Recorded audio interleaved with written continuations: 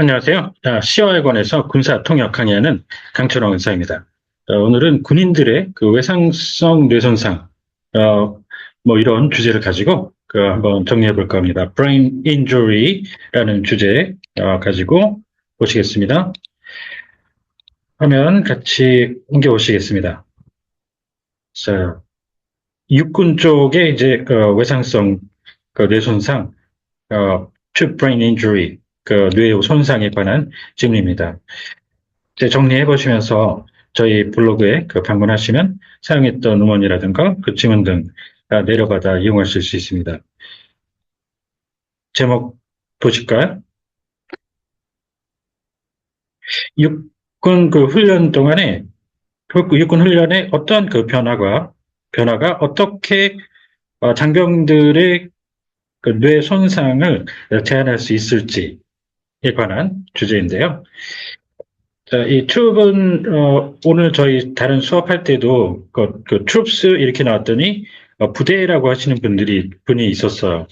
그런데 이게 우리나라 국어 영한 사전에는 그렇게 부대 이런 식으로 표기가 돼 있는데 절대로 기본적으로 미군은 이걸 부대로 쓰질 않습니다.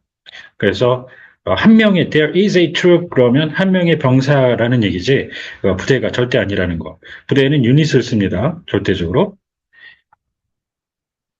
자, 그러면서 이제 트레이닝이 있죠. 훈련을 얘기하면 트레이닝, drill, exercise 이런 말들을 기본적으로 똑같은 의미를 쓰는데 지금 밑에 보면은 민방위 훈련, civil defense drill 이렇게 나오죠.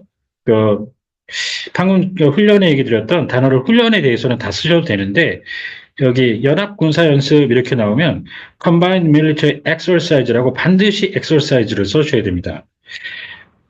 단순 훈련 반복해서 어떤 동작 같은 거를 익숙하게 하는 그런 훈련이라기보다는 군사연습은 전쟁 계획을 그대로 시행하는 훈련을 하게 됩니다. 그걸 연습이라고 해서 exercise라고 하죠. 반드시.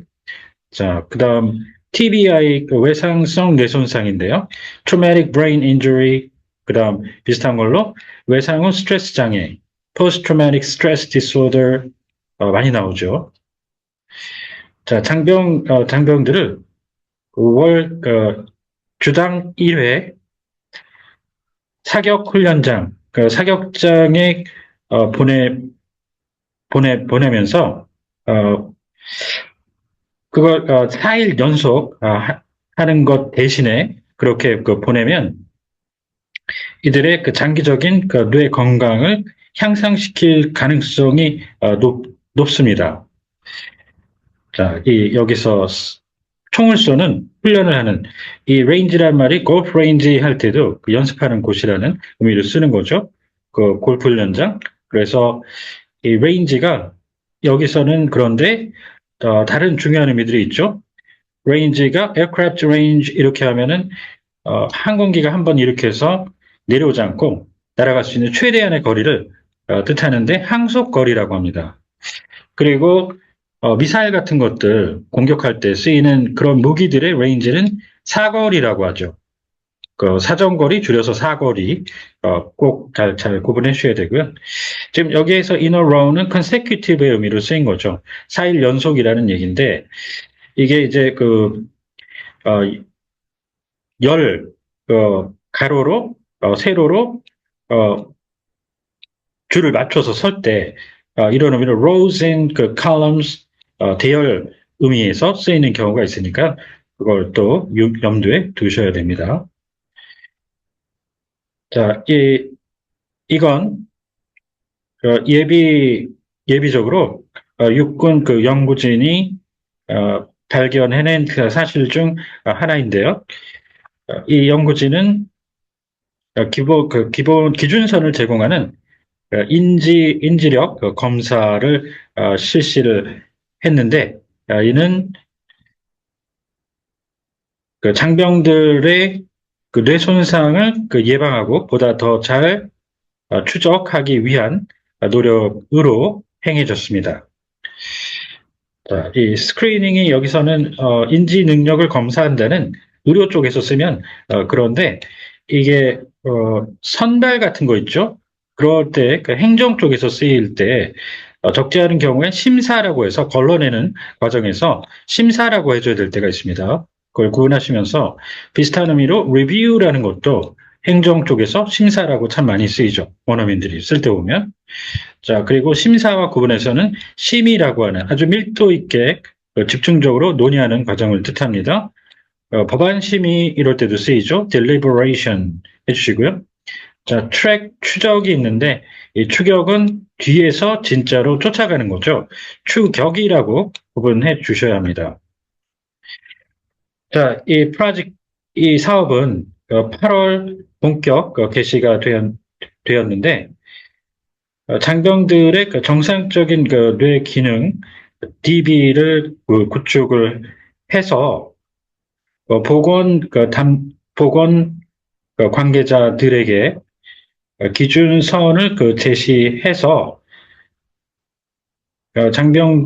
장병들이 장기 파병 이후에 장병들의 뇌 상태를 비교할 수 있도록 하며 또 두부 외상이라든가 다른 잠재적인 뇌에 영향을 미칠 수 있는 사건 등 관련해 할 수 있도록 함입니다. 이 디플로이는 기본 배치부터 시작을 해서 파병, 투입, 전개 등등 여러 가지 상황에 맞춰서 해석을 정리를 해주셔야 되는데 지금 이쪽에서 파병, 그러니까 뇌에 영향을 미칠 수 있는 그런 것들은 단기적인 활동은 아니겠죠. 주로 그래서 이 Combat and Operational Stress Control 블라블라블라 PTSD 외상 스트레스 장애 이쪽에서 얘기하는 Post Deployment 할 때 이런 내용은 파병 쪽을 논합니다. 주로 미군이 그렇게 해서 디플로이먼트 보시면 되겠고요. 자, 이 디플로이먼트가 이 위에다가 쭉 여러 가지 해석을 넣어드렸는데 디플로이 다운 레인지라고 해서 이게 관역을 향해서 총구를 겨눈다는 그런 의미인데 실제로 그래요. 그런데 이게 사지로 보내진다는, 그러니까 전장으로 보내진다는 그런 의미로 파병 쪽에 이게 묘사입니다. 정확하게. Deploy downrange 그리고 명사로는 overseas tour 추천드리고요. 그리고 여기서는 enlist 네, 쭉 이제 그다음 이어서 가보시죠.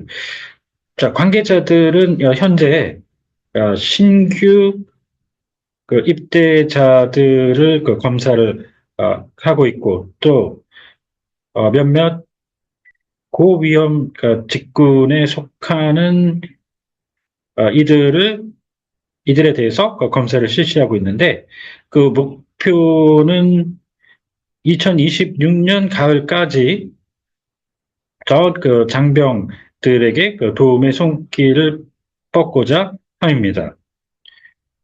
자, 이게 스스로 원해서 이제 군에 입대를 하는 거죠. 입대자를 뜻하는데 이제 압축해서 신병이라고 많이 우리가 표현을 하죠. 그런데 이것도 세분화해서 들어가면 인리스티, 군에 입대를 해서 사병으로 들어온다는 의미예요. 이거는 기본적으로. 장교들은 이제 아피서로 해서 커미션이라는 임관이라는 과정을 통해서 들어가게 되죠. 그래서 신병도 이제 세밀하게 구분해 보면 신규 모집병이 있고요. 모집을 통해서 들어오는 자원에서 new recruit 이렇게 하고요. 신규 징집병도 있죠. 의무적으로 복무를 하게 되는 new draftee 이렇게 세밀하게 구분을 또 하기도 합니다. 자, 여기서는 이제 여러 보직들을 묶어서 직군이라고 이제 복합적으로 꾸려봤는데 기본적으로 보직이죠. 각자 맡게 되는 일자리.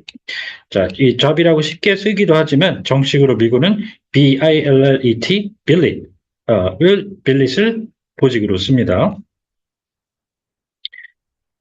육군은 또 수년마다 장병들을 재검사할 계획이기도 합니다. 이 서비스와 브랜치가 있는데, 이 서비스는 각군이나 전군을 나타내고요. 여기에서는 육군, army를 이어받아서 대명사처럼 쓰인 겁니다. 자, 브랜치는 병과 아니면 각군이 됩니다. 그걸 꼭 기억을 하셔야 되고요. 자, 그리고 때때로 이 장병들이 인지적인 인지 능력에 변화가 있거나 겪을 수도 있는데 이에 대해서 이들은 아직 미처 인지를 하지 못하고 있을 수도 있다라고 스티븐 포로 박사께서 말씀하셨는데 이분은 미 육군 의무관 실에서 신경 전문가로 근무를 하시면서 동 사업을 추진하고 계십니다.